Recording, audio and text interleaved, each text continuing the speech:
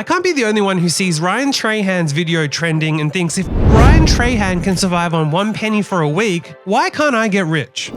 Surviving on a penny for 1 week starts right now. In recent times, there have been several people achieve amazing challenges such as the paperclip challenge where Canadian blogger Kyle MacDonald traded his paperclip all the way up to a house. We've seen TV shows such as Undercover Billionaire where rich business people start again from scratch. And recently, Ryan Trahan hit the YouTube trending page with his series where he attempted to survive living off only 1 penny for a week. These series are super inspiring and prove that if we really go for it, that we can achieve anything in life.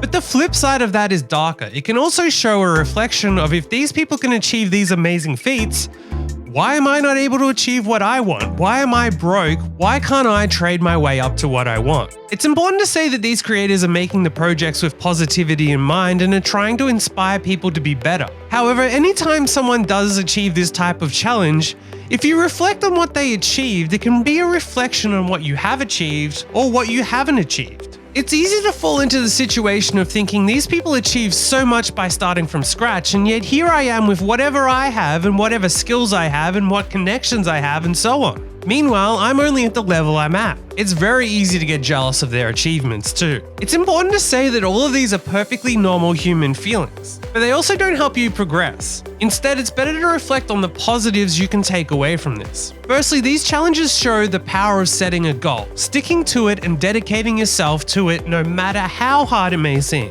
It's often said we underestimate what we can achieve, and these challenges prove that. As humans, we can be incredibly resourceful when we are forced to be.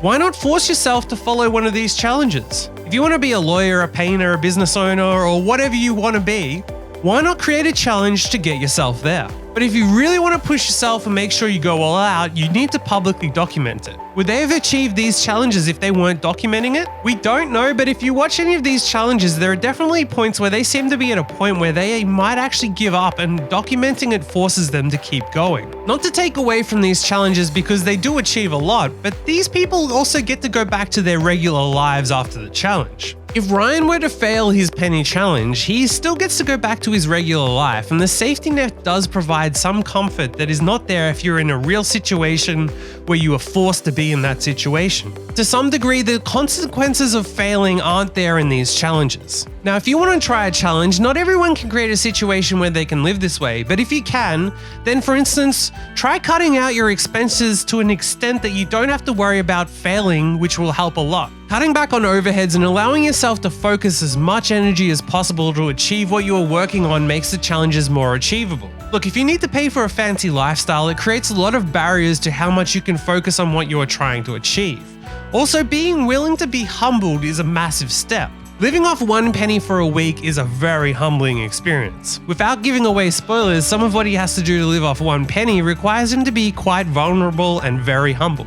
Which reiterates, to achieve anything great, you need to be willing to take a few steps back or even a lot of steps back in order to achieve those great challenges. Have you seen Ryan's series or any challenges like it? Let me know your key takeaways in the comments, and if you enjoyed this, chuck me a like and subscribe for more like it, and as always, good luck.